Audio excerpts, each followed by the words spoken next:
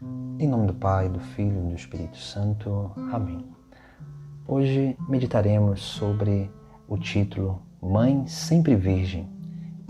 Esse termo que remete ao termo grego aipaternos, que significa justamente isso, né? Virgem perpétua, virgindade perpétua, aquela que é sempre virgem. Esse dogma ele foi declarado no ano de 649, no Concílio de Latrão. E esse dogma ele foi declarado e reafirmado em vários outros concílios, assim também como já tinha sido, como que implicitamente declarado no Concílio de Constantinopla no ano de 553, pelo Papa Virgílio. Mas, diante dessa realidade de Maria sempre virgem, nós vemos e temos algumas passagens que vão, sim, nos remeter a essa virgindade perpétua de Maria. Maria que é virgem antes, durante e após o parto. Nós vemos como que antes do parto é mais fácil de entender, porque a profecia mesmo dizia que o Messias viria por meio de uma virgem.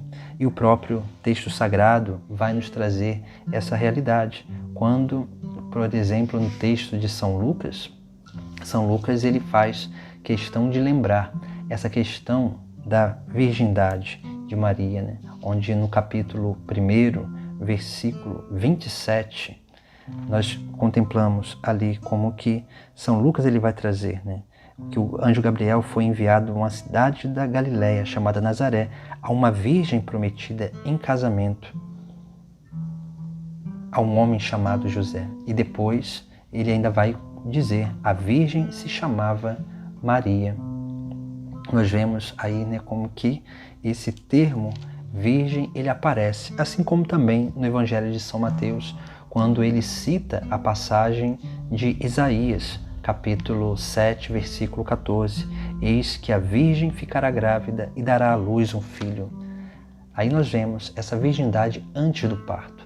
A virgindade no parto é manifesta como que de uma forma implícita numa passagem, onde nós vemos que no capítulo 2 do Evangelho de São Lucas ele vai relatar: quando estava ali, chegou o tempo do parto. Ela deu à luz a seu filho primogênito, envolveu em faixas e deitou numa manjedoura, porque não havia lugar para eles na hospedaria. Esse trecho que diz, ela envolveu em faixas e deitou numa manjedoura, aqui nós vemos que esse parto da Virgem Maria foi um parto de uma forma miraculosa, porque Maria deveria ter ali os seus 14, 15 anos, provavelmente seus 15 anos de idade. Veja, uma menina, uma jovem que ali estava tendo a sua primeira gravidez. E é claro, num parto normal, uma menina dessa ela estaria tão cansada com aquele esforço e com aquelas angústias do parto, que ela não teria essa capacidade de envolvê-lo em faixas e colocar na manjedoura. E aí nós vemos que houve ali uma realidade miraculosa.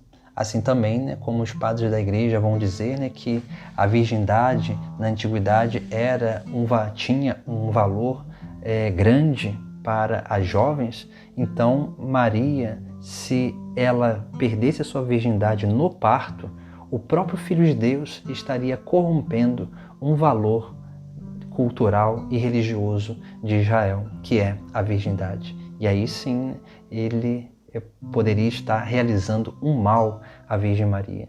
Mas é claro que, diante desse parto miraculoso, nós vemos como que Maria ali, ela permanece virgem no parto. E após o parto nós vemos a passagem de João 19, capítulo 19, versículo 25, quando lá aos pés da cruz, Jesus ele oferece a sua mãe ao discípulo amado. Nós vemos aqui uma coisa muito importante. Se Jesus tivesse outros filhos, Jesus ele não poderia ter tido essa atitude de oferecer a sua mãe a um estranho, a alguém que não era do seu sangue, porque ele estaria cometendo uma injustiça. Mas ali aos pés da cruz estava, né, Maria, o discípulo amado, justamente por isso, né, porque Maria não tinha outros filhos. Maria, ela sim, só tinha como filho o próprio Cristo, né, o seu primogênito e podemos dizer o seu unigênito. Mas aí nós vemos como que realmente essas realidades teológicas e escriturárias são importantes para fundamentar o dogma mariano da virgindade perpétua. Maria, que é essa, a mãe sempre virgem, e esse é o grande privilégio de Maria, mesmo sendo mãe, permanecendo virgem.